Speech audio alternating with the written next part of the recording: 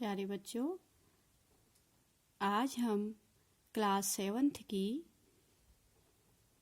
हिंदी पुस्तक बसंत भाग 2 का अध्याय 4 पढ़ेंगे, जिसमें हमारी एक कविता है कठपुतली।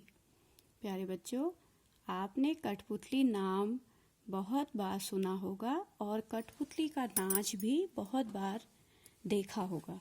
ठीक है, तो कठपुतली को जब आप देखते हो तो आपने देखा होगा कि उसके आगे पीछे ऊपर नीचे पैरों में, हाथों में, गर्दन में धागे ही धागे बंधे होते हैं।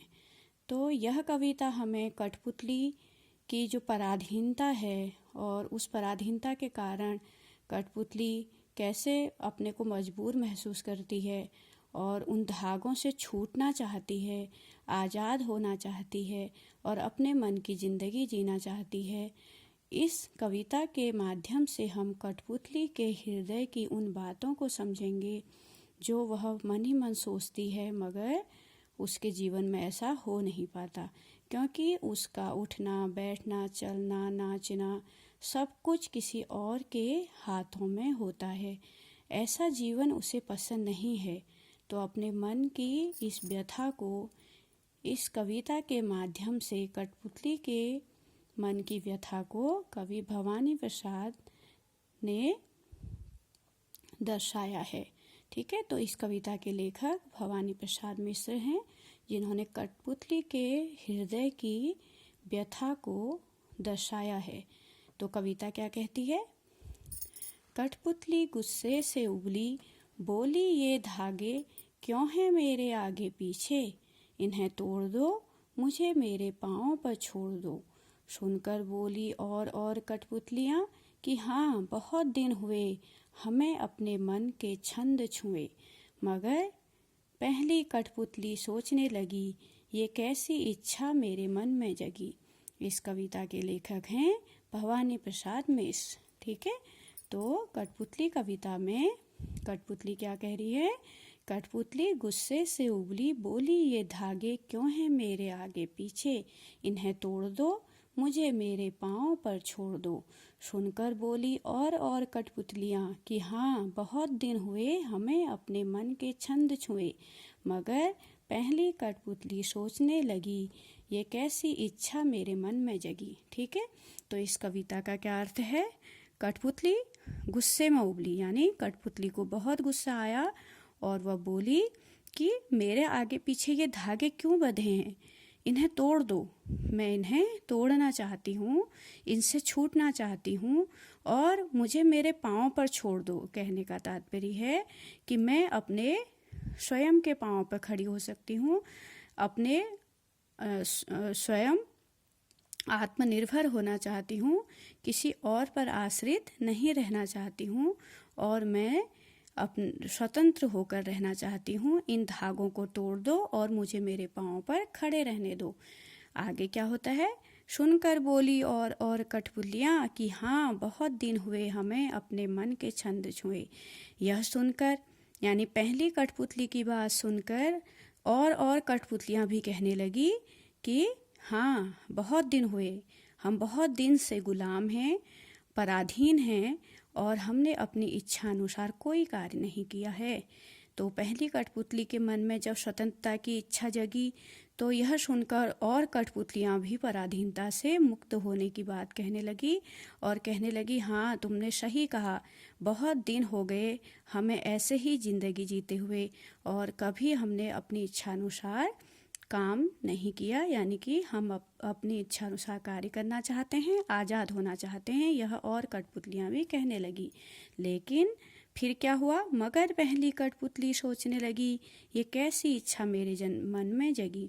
अब जब और कठपुतलियाँ भी आज़ादी की मांग करने लगी, स्वतंत्र होना चाहने लगी, तो पहली कठपुतली थोड़ा सा सोच में पड़ गई, क्योंकि अब अन्य कठपुतलियों द्वारा आज़ादी की मांग करने पर पहली कठपुतली सोचने लगी कि ये कैसी इच्छा, यानी स्वतंत्रता की ये कैसी इच्छा मेरे मन में जाग गई, क्योंकि अब और कठपुतलियाँ भी स्वतंत्र होना चाहती हैं। तो पहली कठपुतली के ऊपर सभी की स्वतंत्रता की जिम्मेदारी आ गई।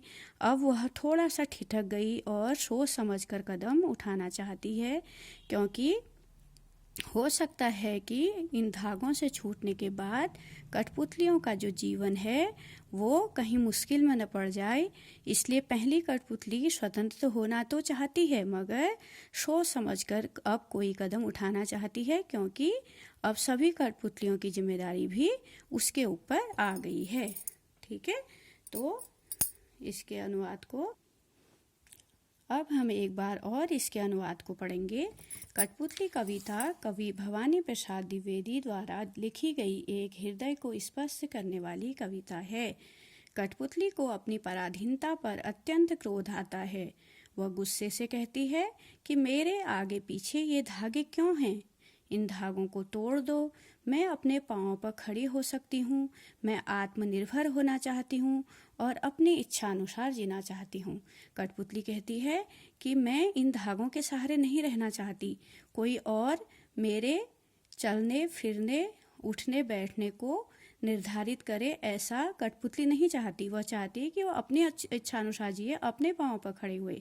ठीक है, तो कठपुतली को अपनी पराधीनता पर अत्यंत क्रोध आता है। वह गुस्से से कहती है कि मेरे आगे पीछे ये धागे क्यों हैं? इन धागों को तोड़ दो। मैं अपने पाँव पर खड़ी हो सकती हूँ। मैं आत्मनिर्भर होना चाहती हूँ, अपनी इच्छा अनुसार जीना चाहती हूँ। फिर आगे इस बात पर अन्य कठपुतलियाँ जब यह बात सुनती हैं तो वह कहती हैं, कठपुतली की यह बात सुनकर अन्य कठपुतलियों के मन में भी पराधीनता से मुक्त होने की बात जागती है। वे कहती हैं, हाँ, बहुत दिन हुए हमें अपनी इच्छा अनुसार कार्य किए हुए, अतः हमें आज़ादी मिलनी चाहिए।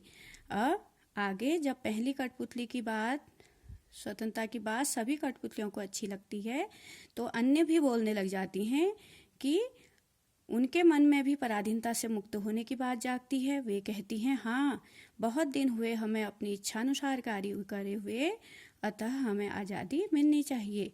अब जब अन्य कठपुतलियाँ भी आज़ादी की मांग उठाने लग गई तो इस बात पर पहली कठपुतली सोच में पड़ गई। वह सोचने लगी कि उसके मन में स्वतंत्रता की यह कैसी चाह जगी है।